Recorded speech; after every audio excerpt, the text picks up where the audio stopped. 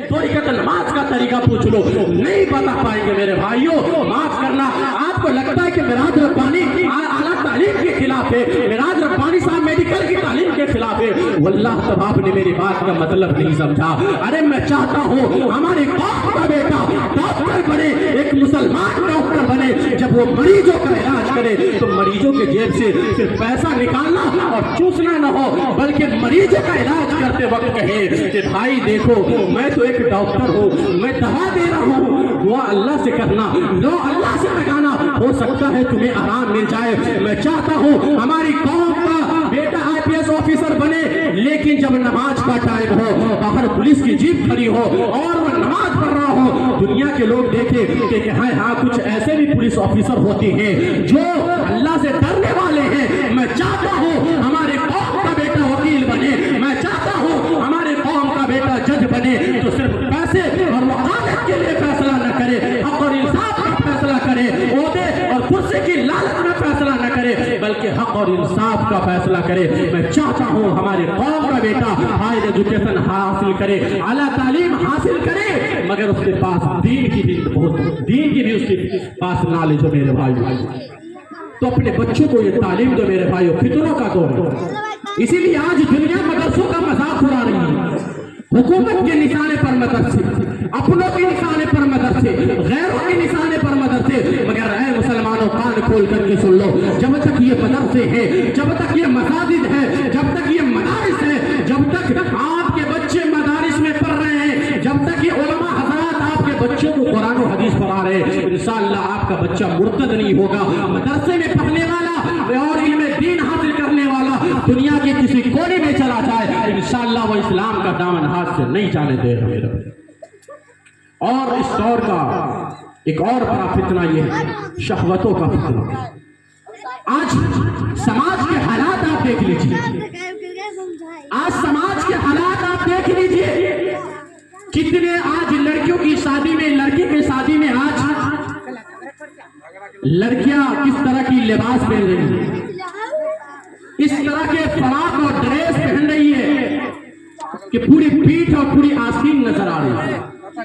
आज शादी ब्याह के मौके पर आज लड़कियां किस तरह डांस करती हुई नजर आ रही है। आप इसी समाज की एक दो दिन पहले आप यही इसी समाज के हालात को आप देख लीजिए, आज लड़कियां किस तरह डांस करती है शादी में। आज समाज मेरे भाइयों ये क़यामत की एक बहुत बड़ी निशानी है। माशाअल्लाह समाज में मदरसे बहुत हैं, लेकिन आज हम अपनी बच्चियों को कॉलेजों में भेज रहे हैं, यूनिवर्सिटियों में भेज रहे हैं। आज 99% मस्जिदों में जहां जुमे की नमाज होती है वहां औरतों का इंतजाम नहीं है।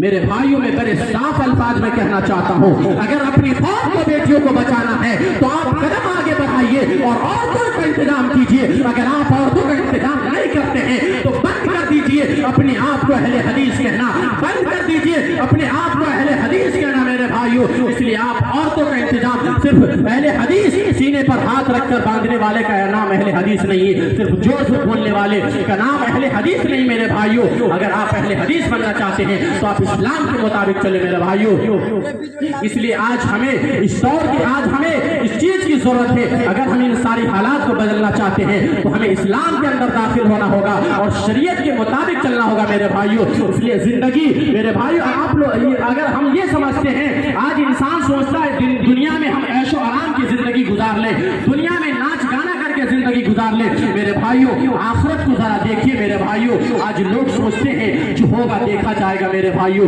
क्या जब कब्रिस्तान में चले जाएंगे तो क्या देखा जाएगा? जब माँ बाप भाई बहन को छोड़कर चले जाएंगे तो क्या देखा जाएगा? जब इस दुनिया से रुखसत हो जाएंगे तो क्या देखा जाएगा? आज जब साथ हम दोस्तों और भाई को छोड़कर चले जाएंगे तो क्या देखा जाएगा? आज लोग कहते हैं जो होगा देखा जाएगा। कभी खुद पे कभी हालात पे रोना आया, कभी खुद पे कभी हालात पे रोना आया, बात निकली तो हर एक बात पे रोना आया। कौन रोता है किसी और की खातिर है मेरे दोस्त, हर किसी को अपनी हर एक बात पे रोना आया। आखिर में अल्लाह तबारक व तआला से दुआ है कि अल्लाह ताला हम सबों को इस्लाम के मुताबिक जिंदगी गुजारने की तौफीक अता फरमा और जब तक जिंदा रखे इस्लाम पर जिंदा रखे। आमीन। वाह।